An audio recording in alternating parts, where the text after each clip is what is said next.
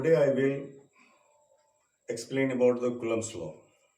Coulomb's law में क्या बताया गया? Which have they explained in Coulomb's law? Coulomb's Charles एंड्रिनो कूलम्ब सीए कूलम्ब के नाम से जाना जाता है। एक फ्रांसीसी साइंटिस्ट थे जिन्होंने स्टेशनरी चार्ज के बारे में, स्टैटिक इलेक्ट्रोस्टैट से रिलेटेड स्टेशनरी चार्ज के बारे में बताया और उसके इन्फ्लुएंस के बारे में बताया, which is known as electric force, जो फोर्स के नाम से जाना जाता है। और उसमें उन्होंने क्या देखा, तो दो पॉइंट चार्ज की उन्होंने इमेजिन किया, दो पॉइंट चार्ज की बात किया और ओनली फॉर 2 पॉइंट चार्ज से रिलेटेड ये जो है सो लॉज है, which also follows the inverse square distance inverse square law। तो इसमें उन्होंने जो एक्सप्लेन किया, उनका एक्सप्लेनेशन जो था इससे रिलेटेड था कि उन्होंने ये बताया कि यदि if we will take 2 unit positive और नेगेटिव, इट मीन्स लाइक और अनलाइक चार्ज, अगर हम दो लाइक या अनलाइक चार्ज की बात करें और एक सर्टेन डिस्टेंस पे दोनों को रखें, तो इस ड्यूरेशन में एक फोर्स हमें मिलता है जो electric force, stationary electric force के नाम से जाना जाता है, and which is known as Coulomb's law. According to Coulomb's, the product of 2 unit positive or negative, it means product of 2 unit like or unlike charge is directly proportional to their electric force, and distance, square of the distance between them is inversely proportional to their electric force, which is known as Coulomb's law। जिन्होंने electric force से related बताया, उसी के बारे में हम लोग यहाँ पे जानेंगे, Coulomb's law के बारे में।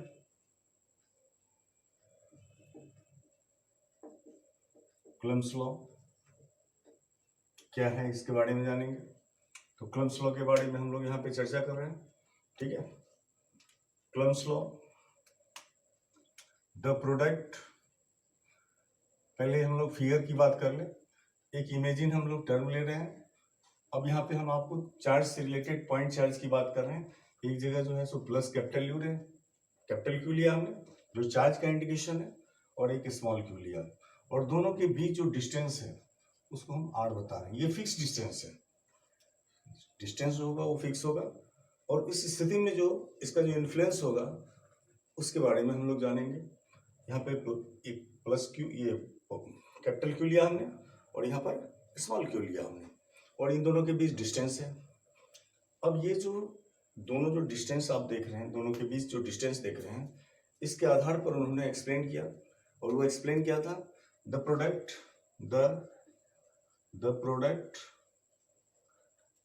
of 2 unit like or unlike charge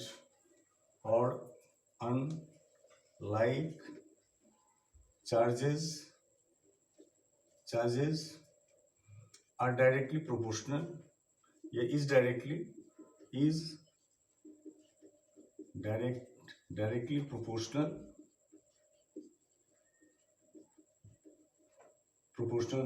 to the electric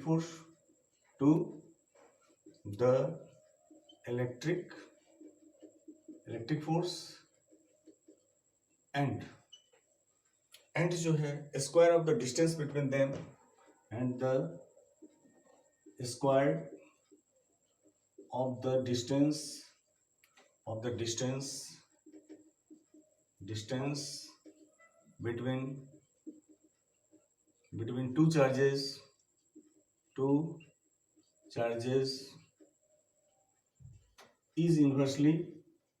is inversely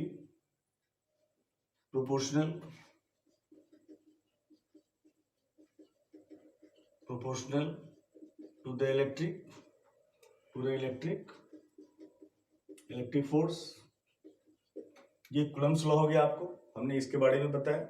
the product of 2 unit like or unlike charges is directly proportional to the electric force, and the square of the distance, it means इन दोनों के बीच जो दूरी है, distance है, उसके बारे में हमने चर्चा की। Square of the distance between 2 charges is inversely proportional to the electric force.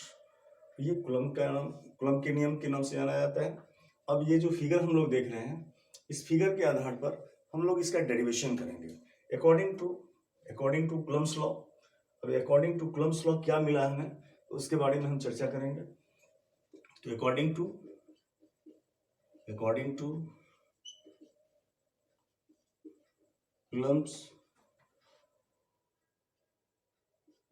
Coulombs law हमने क्या देखा, उसको हम मैथमेटिकली एक्सप्रेस करेंगे।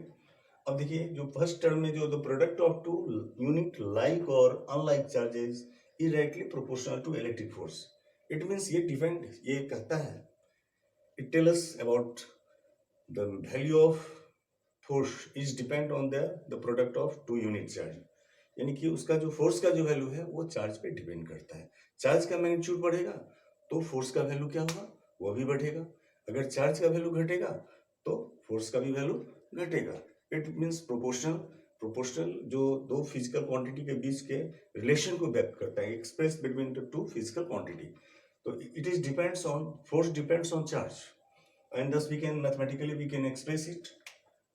F varies as capital Q, small q, and which is first statement। और सेकेंड स्टेटमेंट जो है आपको, वो सेकेंड स्टेटमेंट कहता है F प्रोपोर्शनल 1/r²। ये सेकेंड स्टेटमेंट हो गया, ठीक है। इसको आप लोग नोट करेंगे, हम इसे मिटा रहे हैं और इसके बाद हम ऊपर आपको बताएंगे इसके बारे में, ठीक है ना। तो सेकेंड, इसके बाद जो है कुलम्स लॉ की बात हमने किया, है ना। कुलम्स लॉ यहाँ पे देख रहे हैं आप, इसी से रिलेटेड, या हम इसको हम ऊपर लिख रहे हैं, ये जो स्टेटमेंट है इसको हम यहाँ पे डाल रहे हैं। तो फ्रॉम इक्वेशन 1 and 2, अब हम दोनों इक्वेशन से कंपेयर किए, यहाँ पर F कॉमन हो जाता है और इसके आधार पे हम बताते हैं F proportional capital Q small q by लिखेंगे r²। F proportional capital Q small q by, क्योंकि हमने दो यूनिट चार्ज की बात किया है, वो लाइक हो या अनलाइक हो, इसलिए हमने डिफरेंट कर दिया है दोनों का, और दोनों के बीच डिफरेंस, ये डिस्टेंस जो है वो r है, उसका भी हमने चर्चा की। अब इसके बाद जो है यहाँ पे लिया गया और बताया गया F equal to K capital Q small q by r², ठीक है। वेयर K क्या है, अब इसको आप लोग नोट भी करते जाएंगे। यहाँ पर क्या K क्या है, व्हाट इज K, तो यहाँ पर वेयर लिखेंगे, where K is proportional constant, ठीक है। और इसका जो वैल्यू होता है वो आपको परमिटिविटी से रिलेटेड है, इसके बारे में आपको हम स्पेशल एक क्लास में चर्चा करेंगे। परमिटिविटी होता क्या है, जो कंडक्टर से रिलेटेड है। परमिटिविटी जो मीडियम से रिलेटेड होता है, वैक्यूम से रिलेटेड होता है, उसका हम लोग आपको एक स्पेशल क्लास में चर्चा करेंगे। फिलहाल अभी हम आपको केवल उसका नाम चर्चा कर रहे हैं।